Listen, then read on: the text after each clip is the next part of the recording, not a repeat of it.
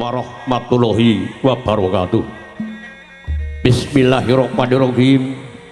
Alhamdulillahirabbil alamin. Wassalatu wassalamu ala asrofil anbiya'i wal mursalin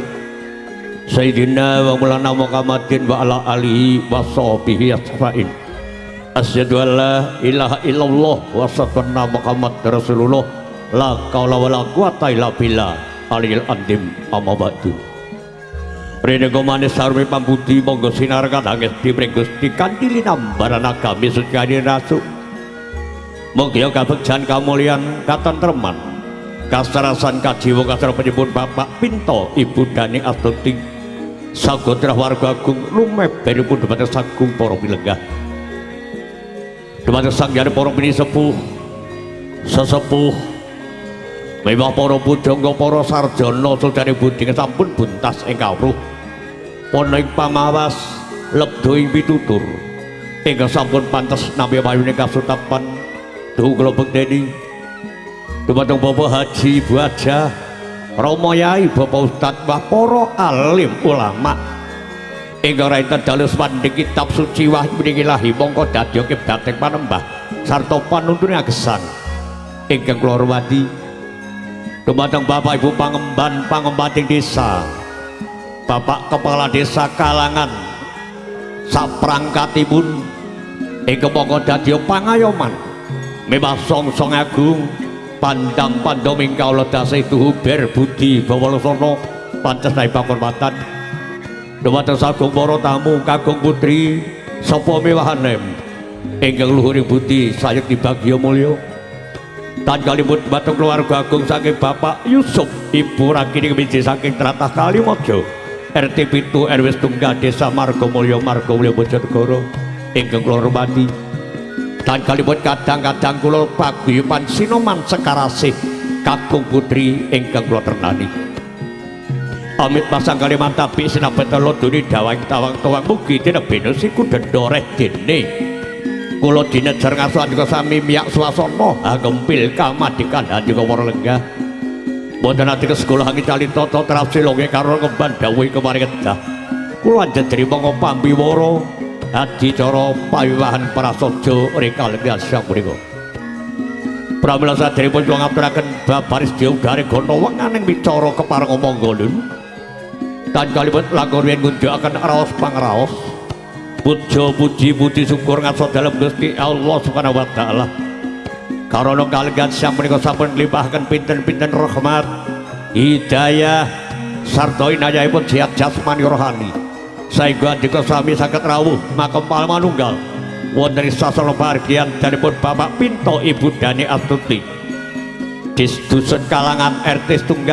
RW 1 Desa Kalangan Kecamatan Margomulya Wekon Bojonegoro kanthi rahayu wilujeng nirbaya sami kala karo kasunan doa restu anggenipun netepi darmane sepuh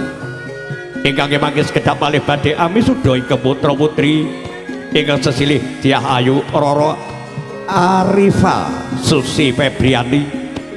Jinatu Krawat Gusti Asipat Jalu Mas Bagus Muhammad Fuguh Priyono nggih Fuguh Triyono putra Jalu saipun Bapak Yusuf Ibu Rakini Kemiji saking Tlatah Kalimaja Margomulya Bojonegoro alhamdulillah sunah rasul utai ijab kabul sama kasebat dan kala wau kirang tabus sanga injak kanthi lumarancak lulus widodo emangke badhe kawisuda miturut satatan adat mugi keputra sarimbit dan dosa keluarga ing sakinah mawaddah warahmah kebaik barokah dan kalipun selawat serta salam monggo tetep tunjuk ngaso dalem junjungan Nabi Agung ane panjenengan Nabi Muhammad sallallahu alaihi wasallam ing tenggo-tenggo sahabatipun contoh pitulunganipun dipintang putri yaumul kiamah amin sagung para punden para lenggah tamu undangan kula minangka pamiwara sadereng ngaturaken runtuting hati cara sampun sinanggit tamu saged ngaturaken sugeng rawuh katuran pinarak kanthi mirunggan kasun berkahipun nenggong adat titipurnane pahargyan prasaja runtuting hati cara atur pambuka kalih pijil sekar kedaton kadharaken para kadang putri Domas yang manggala bedol sekarat Dimantawarni titilaksana tabuh piniji yang pujangga tabuh tunggal langkung parikedah jak padha temanten kadhapaken miturut adat wonten ing ladadan Kalangan lenggah jajar wonten sasana ranjang karana menika mboten wonten mapak pisan mangke kasuwun panjenengan Bapak Yusuf sekali Ibu Rakini kasuwun tumapak dauping keputra nderekaken ingkang putra temanten kakung Mas Bagus Muhammad Fuguh Triyono mandheng wonten sangandhaping Tarub Agung ditelasana lenggah jajar kalajengaken krobongan jagep paripurna krobongan kasawetawis sing mangke dipulajengaken foto keluarga agung Adaipun keluarga saking Kalimada sarta keluarga kalangan mriki. Dijelasana foto sawetawis kalajengaken upatara pasrah panggulawentah saking keluarga penyebut Bapak Yusuf menawi boten lepat mangke kasara punden kula Bapak Siun. Kajengan atur panampi ing mangke kasuwun sanget berkahipun penyebut punden kula Bapak Kasmani Bapak Kades kalangan. Dijelasana kirapa tunggal kirapa kalih tondo yekti paripurnanipun Hastunggara Tahe paripurna titilaksana kalenggan menika panjenenganipun Bapak Rondian sasampunipun ngaturaken Hastunggara Tahe rasa doa. Panganten para lenggah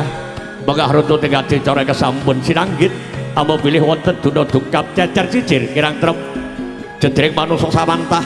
budidayane manungsa tangeh sampurna namung tadawadhanipun agunge samudra pangsama. Amba bilih sampun samekta gati sami goeng diri kepareng monggo sinarengan kan Kustik nang Samarga Mulya manuk puja ngendhakaken maneh Gusti Allah kanthi amos bas palas sinarengan suwun bismillahirrahmanirrahim purwa madya wusana lumampahing upatara payuhan prasadya rikalenggan siang menika mugi lumampah rancak lancar gayeng regeng aman sarta tentrem kasembatan tinarbuka konjuk dumateng panjenenganipun Bapak Pinto Pak Pinto wonten mriki nggih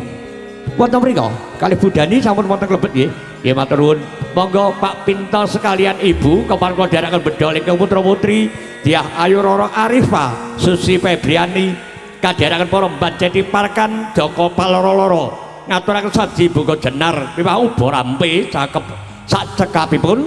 mangke kalajengan bedhol sekarang dimanca warni lamun Cilondro.